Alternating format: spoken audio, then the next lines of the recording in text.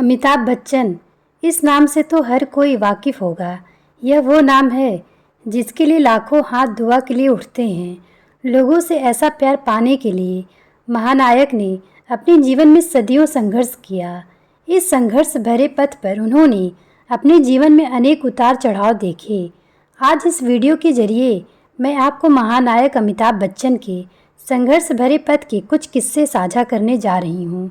अगर वीडियो पसंद आए तो लाइक सब्सक्राइब करना ना भूलें। कभी इंजीनियर बनने तो कभी भारतीय वायुसेना में शामिल होने की इच्छा रखने वाले बच्चन साहब ने साल 1969 में अपने फिल्मी करियर की शुरुआत मृणाल सेन की फिल्म भुवन सोम में एक कथावाचक के रूप में किया था। उनकी दमदार आवाज़ निर्देशक सत्यजीत को इतनी पसंद आई कि उन्होंने भी अपनी फिल्म शतरंज के खिलाड़ी में उनको अपनी आवाज़ देने को कहा।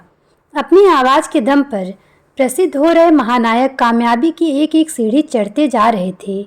इसी बीच उन्हें ऑल इंडिया रेडियो में काम करने की इच्छा हुई, लेकिन आश्चर्य, उनकी आवाज़ को ऑल इंडिया रेडियो ने पसंद नहीं किया। शायद यह एक अच्छा संकेत भी हो सकता है, नहीं तो फिल्म इंडस्ट्री को उनका महानायक कैसे मिलता। एक प्रसिद्ध लेखक हरिवंश राय बच्चन के पुत्र होने के बावजूद भी अमिताभ बच्चन ने इस बात का कभी फ़ायदा उठाने की कोशिश नहीं की। वो अपने बलबूते पर अपने जीवन में कुछ हासिल करना चाहते थे, इसलिए उन्होंने एक शिपिंग फर्म में मात्र 300 रुपये के लिए काम करना शुरू कर दिया। यह उनकी पहली नौकरी व सैलरी थी। साल 1969 में ख्वाजा अहमद अब्बास एक फिल्म बना रहे थे, जिसके लिए उन्हें एक नए चेहरे की तलाश थी। ख्वाजा अहमद अमिताभ बच्चन के पिता हरिवंश राय बच्चन के करीबी दोस्त थे। इस वजह से वो अमिताभ बच्चन को भी एक मौका देना चाहते थे।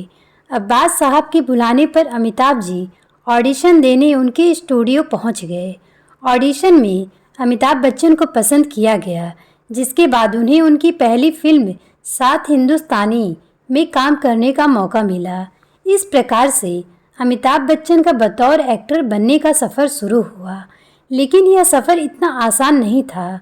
उन्होंने एक के बाद एक फिल्मों में लगातार काम करना शुरू किया, लेकिन एक भी फिल्म कामयाब नहीं हुई। उनकी लगातार 12 फिल्में बॉक्स ऑफिस पर फ्लॉप साबित हुई। अब तो उनको किसी फिल्म में लेने से प्रोड्यूसर भी कतराने लगे। साल 1973 की फिल्म जंजीर को प्रकाश मेहरा बना रहे थे, जिसकी कहानी सलीम जावेद ने लिखी थी। जंजीर फिल्म के मुख्य किरदार विजय खन्ना के लिए प्रकाश मेहरा ने बड़े बड़े सितारों को अप्रोच किया, जिसमें दिलीप कुमार, देव आनंद और राज कपूर जैसे नाम शामिल थे, लेकिन सभी ने उनके फिल्म में काम करने से इनकार कर दिया। तब सलीम जावेद ने मेहरा साहब को अमिताभ बच्चन का नाम सुझाया। इसकी वजह यह थी कि उन्होंने अमिताभ जी का काम देख रखा था, लेकिन प्रकाश मेहरा अमिताभ बच्चन को अपनी फिल्म में लेने के लिए तुरंत तैयार नहीं हुए। प्रकाश मेहरा के कानों में एक बार फिर से अमिताभ बच्चन का नाम गूंजा, लेकिन इस बार बच्चन साहब की सिफारिश करने पहुंचे एक्टर प्राण भी बच्चन साहब के काम से भली भांति परिचित थे। उन्हें पता था कि विजय खन्ना के किरदार को अमिताभ बच्चन ही अच्छे से निभा सकते हैं। इस बार मेहरा साहब अमिताभ बच्चन को अपने फिल्म जंजीर में लेने के लिए तैयार हो गए। फिल्म की शूटिंग शुरू की गई और साल 1973 में फिल्म बनकर तैयार हो गई। फिर इसे सिनेमा घरों में रिलीज़ किया गया। जंजीर फिल्म में इंस्पेक्टर विजय खन्ना के किरदार से दर्शक इतना प्रभावित हुए कि उन्होंने अमिताभ बच्चन को एंग्री यंग मैन नाम दे दिया। जिस अमिताभ बच्चन को कोई नहीं जानता था, उसे अब हर घर में एंग्री यंग मैन के नाम से लोग जानने लगे। उस रात अमिताभ बच्चन ऐसे चमके कि जिसे आज तक कोई नहीं भूल पाया। 42 साल पहले अमिताभ बच्चन के साथ एक ऐसी घटना घटित हुई जिसे देख सभी की आंख में आंसू आ गए।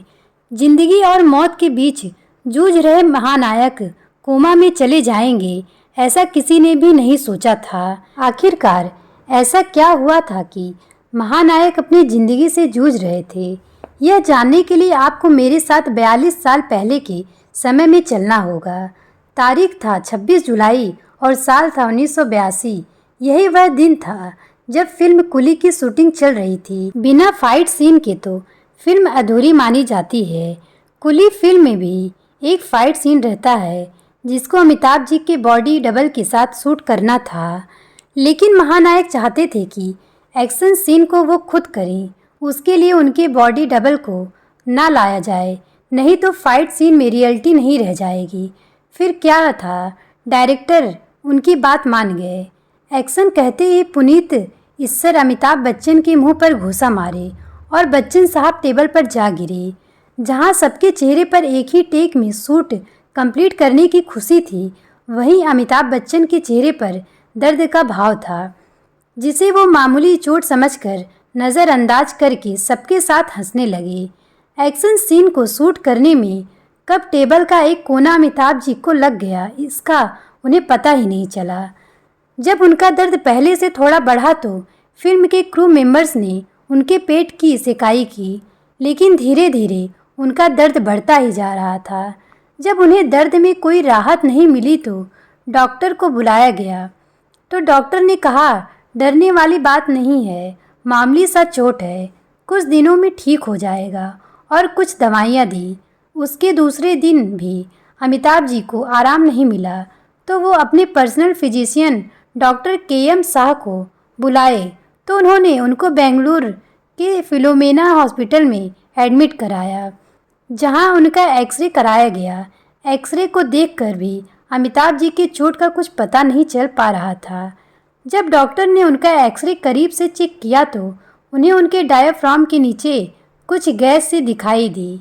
जैसे जैसे दिन बीत रहे थे वैसे वैसे अमिताभ बच्चन की हालत बिगड़ती जा रही थी, जिसके बाद उनका केस सर्जन एच.एस.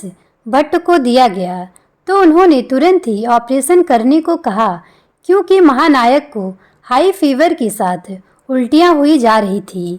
शरीर में इन्फेक्शन न फैल जाए, इसके लिए तुरंत ही ऑपरेशन की तैयारी की गई। जहां धड़कन 1 मिनट में 72 बार धड़कता है, वहीं अमिताभ जी का धड़कन 1 मिनट में 180 बार धड़क रहा था। इसी बीच अमिताभ जी कोमा में चले गए। ऑपरेशन करना भी जरूरी था, इस वजह से ऑपरेशन शुरू किया गया तो पता चला कि पेट में मौजूद झिल्ली और छोटी आंत फट चुकी है। ऑपरेशन करने के दौरान डॉक्टर सोच में थे कि ऐसी कंडीशन में आखिरकार अमिताभ जी बच कैसे गए। ऐसी हालत में तो इंसान एक दिन भी जिंदा रहना मुश्किल हो जाता है। वहीं अमिताभ जी 4 दिनों से इस कंडीशन को फेस कर रहे थे, वो भी तब जब उन्हें अस्थमा, पीलिया, डायबिटीज़ और लीवर जैसी अनेक समस्याएं थी। ऑपरेशन सक्सेसफुल हुआ, लेकिन उसके अगले ही दिन महानायक को निमोनिया हो गया। हालत सुधरने के बजाय और बिगड़ते देख उन्हें आनन फानन मुंबई लाया गया। क्रेन की मदद से उन्हें ब्रीच कैंडी हॉस्पिटल में स्ट्रेचर पर शिफ्ट किया गया। उनका फिर से एक बार ऑपरेशन किया गया। यह ऑपरेशन 8 घंटे तक चली। हॉस्पिटल के बाहर जमा भीड़ अमिताभ बच्चन के लिए दुआएं मांग रही थी। उनके स्वस्थ होने की कामना के आस से हजारों की भीड़ सिद्धि विनायक मंदिर पर हाथ जोड़े खड़ी थी। अपने पति के अच्छे स्वास्थ्य के लिए जया बच्चन भी सिद्धि विनायक मंदिर पहुंच गई। आखिरकार अमिताभ बच्चन के परिवार और चाहने वालों की दुआ ईश्वर ने सुन लिया और उन्हें एक नया जीवन उपहार के रूप में दिया, जिसका शुक्रिया महानायक ने ठीक होने के बाद किया। पूरी तरीके से स्वस्थ होने के बाद अमिताभ बच्चन ने कहा कि मेरे साथ क्या हो रहा था मुझे नहीं मालूम, मैं मरने वाला हूँ। मुझे तो इस बात की भी जानकारी नहीं थी, क्योंकि मैं कोमा में था और मुझे होश नहीं था। यह समय मेरे परिवार और चाहने वालों के लिए कठिन था। मेरे जीवन में सब कुछ अच्छा चल रहा था, तभी अचानक पता चला मेरे हाथ पैर धीरे धीरे काम करने बंद हो रहे हैं। ये सब जानने के बाद मैं डर गया था, लेकिन आप सबकी दुआओं से आज मैं स्वस्थ हूँ। कई सालों बाद एक बार फिर से अमिताभ बच्चन को अचानक से पेट में दर्द हुआ।